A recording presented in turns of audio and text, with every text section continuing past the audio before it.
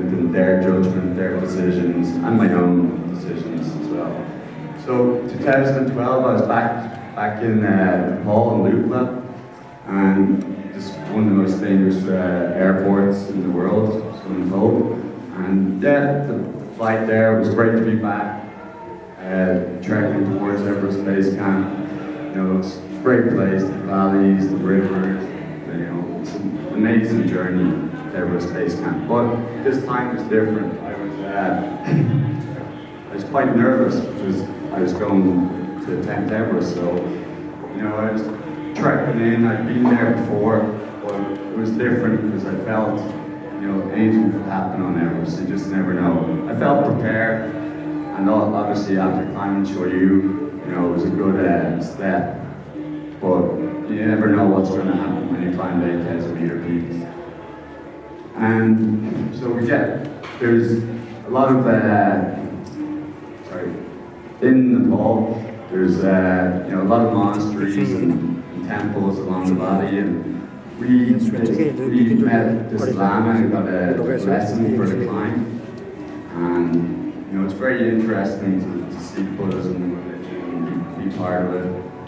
With the Sherpas, they're quite a religious, you know, group of people. So it was great to be part of that, and you know, get blessed. And you know, with these guys, you know, their mountains are sacred to them, so they want to be involved with their culture and their religion. And, you know, work as a team with the Sherpas. So this is our base camp. There's my tent there. And we have our share tent, that's our kitchen tent there, mess tent, communication tent. So it's probably a lot different than when Pat was there. It was like there was maybe 1,000 people more, a couple of thousand people there, a lot of different expeditions, a lot of you know, people from all around the world. So it's quite an amazing place to be. You know, you're meeting people from all over the world with, you know, different climbing stories. So you learn a lot, and, you know, it's quite an interesting place. But to live there for 2 months in a tent is a bit difficult, but you get used to it, you know.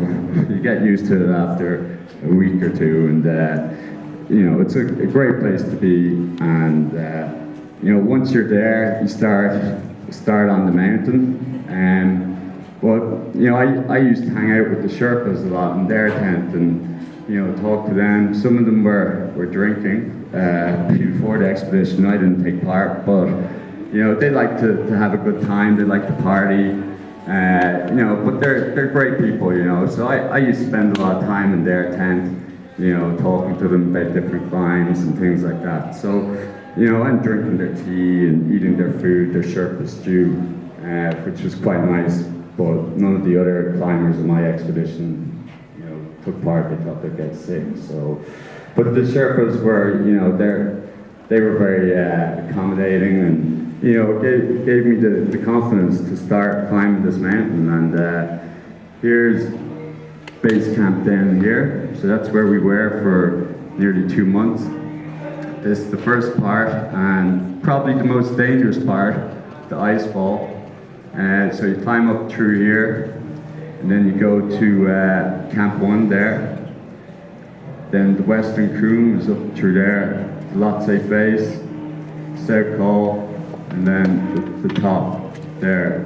This mountain here is Nupse, and that's Lhotse there.